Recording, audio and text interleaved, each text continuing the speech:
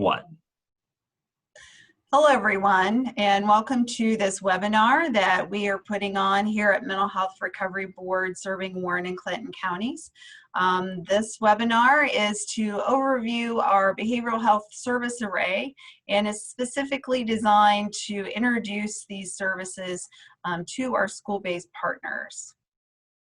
My name is Patti Ahting. I am the Chief Deputy Director overseeing Quality, Compliance, Contracting, and Youth Services here at Mental Health Recovery Board.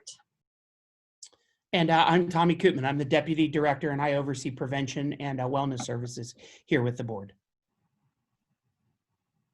Probably should first explain that our name has changed.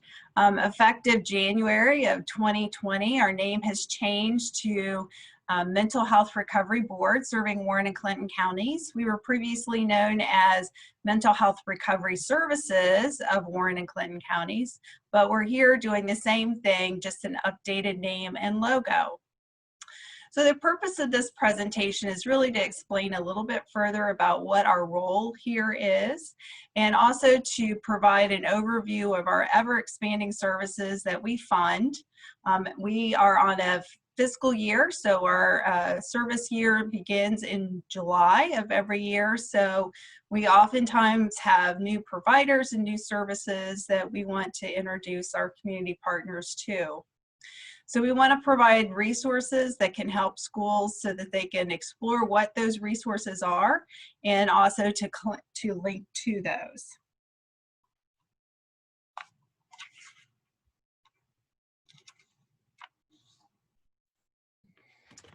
So as Patti mentioned, the Mental Health Recovery Board, we serve Warren and Clinton counties here in Ohio, and we're primarily focused on behavioral health services. So we provide resources across the lifespan and along a continuum of services. Our mission here is to share hope and caring to achieve recovery from mental illness, alcoholism, and drug addiction.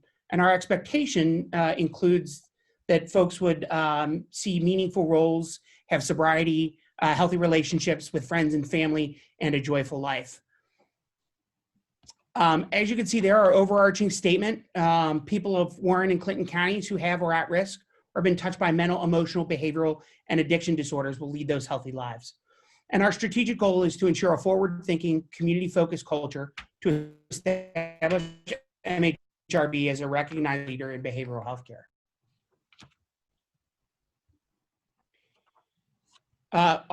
Under Ohio Revised Code Chapter 340, that's really what outlines the role of board. So every county in the state of Ohio has a mental health recovery board in some shape or fashion. And the board's role is specifically to plan behavioral health services within our catchment area. So again, our catchment area is Warren and Clinton County.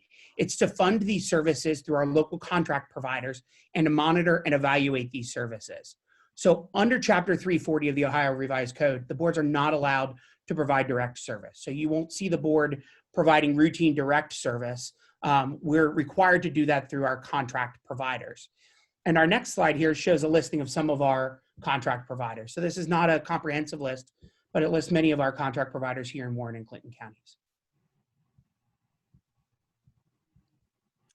So where does our funding come from? You'll see here an outline of the actual revenue that we received in FY19. We're still working on finalizing our FY20 actual revenue. But for FY19, you can see that we rely very heavily on our local levy. So actually 51% of all of our services were funded utilizing that local levy portion of our revenue. 33% comes from state resources. And then we also get some federal funds, specifically the state opioid response grant, as well as the Engage 2.0 grant that funds our mobile response and stabilization service. And we get a few other small percentages of funds from other grants and also some pass-through funds.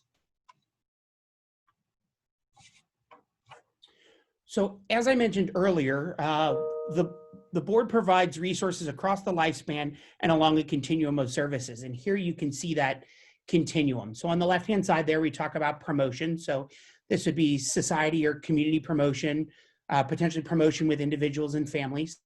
Then we have prevention. So these are really services aimed at delaying the onset of behavioral health issues.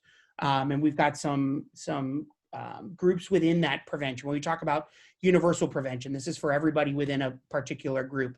And then we can bring that down to those who may have risk factors or those who may have started to have some behavioral health issues, but they don't meet the definition of treatment. Then as we continue on to the right there, you can see we've got treatment, which includes case identification and the actual treatment of those disorders, and then maintenance, or sometimes also referred to as recovery, which would be long-term treatment and aftercare. And then at the bottom there, the promotion of behavioral health and wellness throughout that entire continuum. So these are really the areas in which the board tries to focus our services to the community.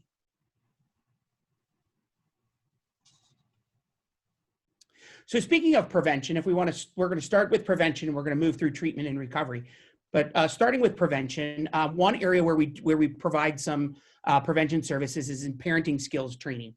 And so we provide things like early childhood mental health consultation, and Solutions Community Counseling and Recovery Centers is our contract provider that provides that. We have parent coaching. So for parents that may need some help with their children, identifying some parenting skills, Beach Acres Parenting Center provides that for us. They also provide kinship services. So these are for kiddos who are placed with folks other than their parents. Could be grandparents, it could be aunts and uncles who are taking care of them for whatever reason. Beach Acres has some support for those kinship navigators as well. And then there's also some peer support at the learning center. So other parents helping other parents through whatever issues they may have. And then parent educational workshops and roundtables that are provided both by Solutions and Beach Acres Parenting Center as well.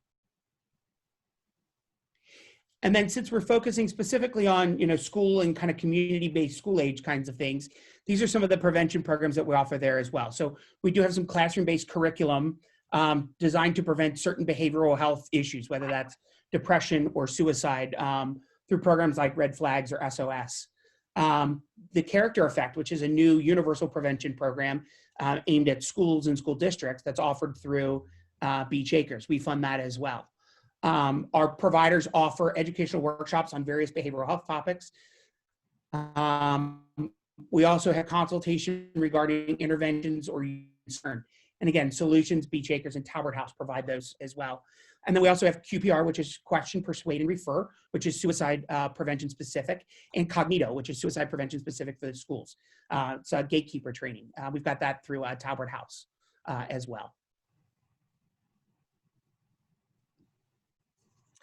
Then transitioning to crisis services that are available, we have a vast array of crisis services that are available. One of which is the Hope Line, which is specific to assisting individuals who are dealing with substance use disorders get linked to appropriate treatment services. And so there are care navigators that are based at Beckett Springs Hospital that can assist people in getting connected. We have our 24/7 round-the-clock crisis hotline that's provided by Sojourner. So anytime anybody has a crisis or needs information referral, can also call there and they can get linked to services, or actually can get linked directly with the therapist through that hotline.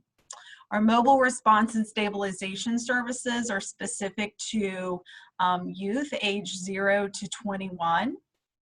That service can provide in-home crisis services. That's accessed through calling the crisis hotline.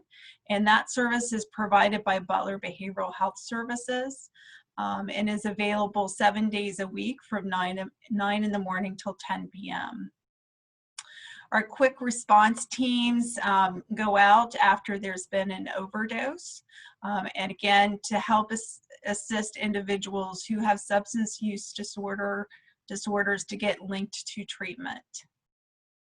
The next two are also provided by Butler Behavioral Health Services, our mobile crisis services, as well as our pre-hospitalization screening services at emergency departments.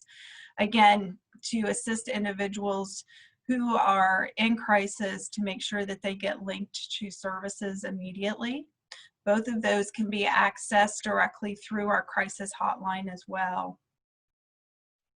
As Tommy had mentioned previously, there is consultation that's available for lethality assessments. Also, brief therapy after crisis can be provided by Butler Behavioral. And we do actually fund some services that are inside of juvenile detention centers serving Warren and Clinton County kiddos, as well as jail services. As we transition to treatment services, we have a wider array of agencies that are available now to provide some of those services. We've worked very hard in expanding our options for this fiscal year. So some of the different types of services that are available are assessment, counseling, case management services, psychiatric services. Those are all available through Solutions, Beach Acres, Talbert House, as well as Butler Behavioral Health Services. There are trauma-informed services for youth that have been victims of trauma available at Solutions. There's intensive home-based services through Butler Behavioral Health. That's really for individuals, kiddos and their families, where lesser frequent services have not necessarily been successful, or the need is particularly high. So that's very frequent contact, up to 3 times a week, typically in the home or in the school. A new service that we have is integrating a care manager into both the boards of developmental disabilities, both Clinton County and Warren County, to work collaboratively with them, as well as the behavioral health system for those individuals that have dual diagnoses. So that was a new service that we just started last year. So that's been very successful in making sure that individuals with those dual diagnoses are served to the best ability to meet their needs across both systems. We are part of the Warren County and Clinton County FCFC's service coordination pooled funds. So typically, if there is a need for residential treatment, that goes through that pooled fund. And then obviously there is substance use treatment that's usually focused more on adolescents, young adults, and adults.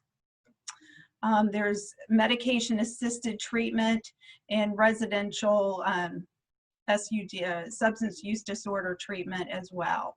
Again, that's really more for the young adults and adults. And we contract with a variety of different agencies for those. And then we move to our recovery services. In terms of youth, we do have some providers for respite services, but that's referral only. So if they're involved in treatment with one of our contract agencies, then they can be eligible for respite. Same way with therapeutic mentoring. Beach Acres as well as Central Clinic provides that for us. NAMI of Southwest Ohio has a variety of support groups and educational groups for families, as well as individuals who are dealing with mental health issues. So they are providing those virtually now due to COVID. So that's something that is easy to access. We do have some housing resources. Again, that's for adults at this point. There are some transitional age youth services available through Solutions and Butler Behavioral, because we recognize that those in late adolescence and early adulthood have some unique needs. There are some peer support services that are available, and those are available through several different entities and are integrated within our treatment services primarily. Another service collaborative that we have with Warren County Board of Developmental Disabilities is our supported education counselor that's based at Sinclair College. I'll be talking about that a little bit more in a few minutes. And then there is a vocational navigator that is based at Butler Behavioral Health Services that will assist an individual in getting linked to work training and work placement services. So now we're going to pivot slightly. We're going to talk about the service population. So again, some of these populations we saw earlier as service plans, and some of these populations are a little bit different than what we saw earlier. So we're going to talk about service populations and how those, how you can receive those services and how you would pay for those services as well. So as we start with prevention population, the prevention services, these prevention services are open to any Warren and Clinton County resident, and there is no charge to any Warren or Clinton County school, agency, entity, or individual for participation in this service. Again, these services are provided through a number of our contract agencies, so you would need to reach out to that agency to schedule that service, and we provide the funding to those contract agencies for those services in order to provide them free to Warren and Clinton County residents. In terms of crisis services, by and large, there is no charge for calling the crisis hotline. There's no charge for accessing our mobile response and stabilization service, or mobile crisis, or the pre-screening for psychiatric hospitalization. However, Medicaid as well as private insurance may be billed for some of those services, such as MRSS or mobile crisis, if applicable. If there is a school crisis response, again, there is no charge to the school or to the students there. In terms of mental health outpatient services, the way that we define this population are children who are having some mental health issues and their families. It could be an adolescent who's having some mental health disturbances, but it's not really interfering a great deal with their day-to-day functioning. This could be some mild anxiety, some issues dealing with parental divorce, some of those types of things. And it also could be adults dealing with different disorders that are more mild in nature. In terms of funding for this, the way that our providers would bill, they would first bill private insurance. Most of the clinical services would be covered by private insurance. If a person doesn't have private insurance, then Medicaid would be billed. And then the subsidy that we provide to Warren and Clinton County residents through our contract agencies could be applied. And that's based on family income, and we'll be talking about that in a few minutes. And then whatever's not covered by the above would be billed to the individual. The next service population that we're going to talk about are seriously emotionally disturbed youth, or SED youth, and that is defined in the Ohio Administrative Code. The only exception that we make to this is we extend the age. So in the Administrative Code, the definition says that it goes up to age 18, but we actually extend that to age 21. So this is an individual that has a mental impairment, a psychiatric diagnosis that really impacts their day-to-day functioning. So it impacts their self-care, Perhaps they're frequently expressing suicidal ideation. They're having difficulties going to school. They have very frequent anxiety attacks. The impairment may disrupt their relationships with their family, with their ability to get along with their peers, and they may actually be involved in multiple systems. So for instance, they may also be involved in juvenile court. They may also be involved with developmental disability services or other youth services. This distinction is important because there is a difference in how these services are billed. So as I talked about the mental health outpatient services, private insurance would still be billed first. Medicaid would be billed second, but then the mental health recovery board subsidy would then be billed. However, the way we have our benefit rules set up this year, there is no out-of-pocket cost for SED services. So therefore, if an individual seeks services from one of our provider agencies, their insurance or Medicaid will be billed, but whatever is not paid for by one of those sources, the remainder can be billed to MHRS, and therefore they would have no out-of-pocket costs. The last category of services is related to addiction services. So that includes substance use disorder services as well as gambling. So this can apply for adults as well as adolescents with these disorders. And basically the billing order and the benefit rule would be the same as what was described previously with mental health outpatient services. So that would be private insurance, Medicaid, sliding fee scale, and then the individual would be billed for the remainder. So to talk a little bit about our sliding fee scale. So basically, Mental Health Recovery Board creates a chart every year that's based upon the most recent federal poverty guidelines. That chart is provided to our contract providers, and then therefore whenever an individual comes in to request services, they collect supporting documentation to determine family income and then apply the sliding fee scale accordingly. We're happy to share that chart with our partners if you're interested. However, just know that you are not responsible for applying that. The contract providers are. So this is a busy slide, but basically the federal poverty guideline is taken whenever we make the calculation.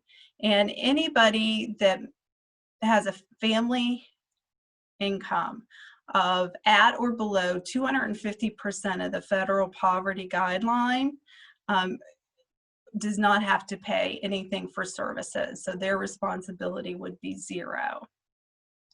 Then there's graduated levels between 251% and 400% of the federal poverty line. And then anybody that makes 401% or over, there would be no subsidy available.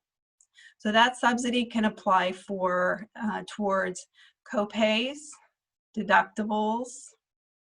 It would be applied to any clinical service that's not covered by private insurance or Medicaid, but as long as it's deemed medically necessary. And that's important because oftentimes youth are provided case management services, and that is typically not a service that's covered by private insurance. Sometimes there's non-clinical services that are provided to a youth because it's deemed necessary, or it could be a recovery support and it's not covered by private insurance. So that can be covered as well.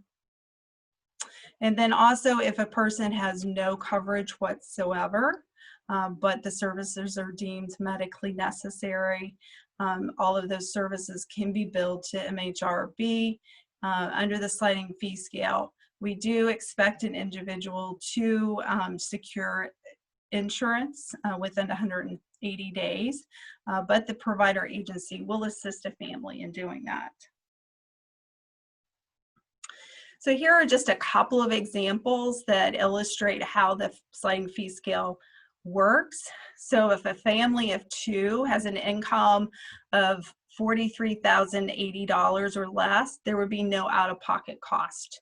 But then once their income elevates to $69,000 or more, there would be no subsidy available. So between those two numbers, there's graduated percentages that an individual family would be responsible for.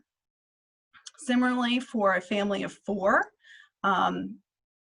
income of $65,400 or less, there would be no out-of-pocket cost. And then income of $105,000 or more, there would be no subsidy available at that point because they've reached the 401% or higher of the federal poverty guideline.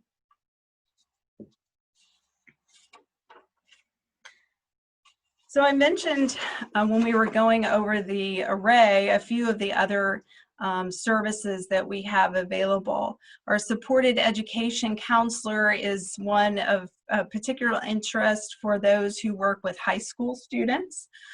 So that person is based at Sinclair College at their Mason campus.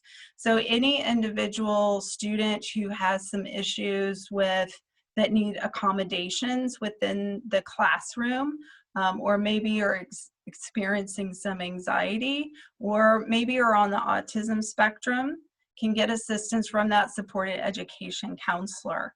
So I encourage anyone who has students who may fit in those categories and may be looking at further education, reach out to Sinclair to see what they have to offer on that. I mentioned previously our collaboration with the care for the care manager that's provided by Envision Ohio, and that's a collaborative with both of the DD boards as well, which has been a huge benefit. So again, if you have any students who are receiving services both in the behavioral health system as well as the board of DDs, that is a resource as well. I also wanted to mention that we do have a trauma-informed care learning collaborative. We've been a bit on a hiatus right now because of the COVID, but we'll be starting that back up again. And that's where we meet approximately every other month just to talk about trauma-informed care and different initiatives that the entities in the community have been entailing, and also to provide further education in terms of trauma. We frequently have trainings and can provide speakers as well on that topic. And speaking of speakers, we do have available through MHRB speakers on a variety of different topics. And if you would like to request one of those, you can go to our website and request that there.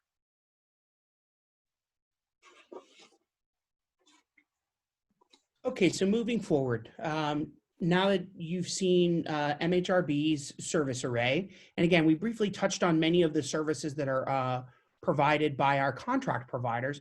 What you'll be seeing next are some on-demand videos from our contract providers explaining those services. So those contract providers will have an opportunity to create a video and explain the services that they provide as well. We will also have some brochures and some materials posted on our website related to some of the topics that you've seen today. We'll be having a listening session with guidance counselors coming up here in the near future to, again, discuss and share some of what we've shared here on this video today, and then also to get some information about some other videos that may be coming out in the future. We've got some scheduled virtual group consultations as well, and then we're always available to answer any questions, to help problem solve, or provide information and referral. So you'll see our contact information coming up here in a few slides, but know that you can always reach out here to the board and get some information as you need it. And I should mention that those on-demand videos and brochures will be available, like Tommy said, on our website. And if you go to the Prevention and Resources tab and then look for the Schools tab, you should be able to download all of those. And I just wanted to take a moment to recognize everyone's efforts. I know that launching into the new school year this year creates many challenges and stressors. And we know that a lot of the kiddos are going to be coming back to school and may have suffered some traumas while they've been at home during the stay-at-home orders. They may be experiencing anxiety. And likewise, staff may be experiencing anxiety as well going into the school year. So I just encourage everyone, please make sure you take care of yourself. That's first and foremost. And please reach out if there's any way whatsoever that we can help you as staff, help the students, help the families. Please let us know.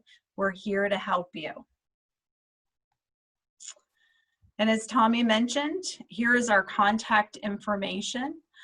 Please feel free to reach out to us at any point.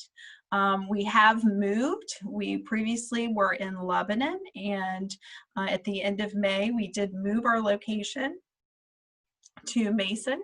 So we're on Reading Road across from the Mason Library. So again, please feel free to reach out. We're here to help. Tommy, I don't know if you have any closing words that you'd like to share. No, I think this is a good first step in sharing some information with, directed at the school districts. And I hope that anybody that has any questions would feel more than comfortable reaching out to us. And we're more than happy to help in any way that we can. Great, and have a wonderful school year. Thank you. Thank you.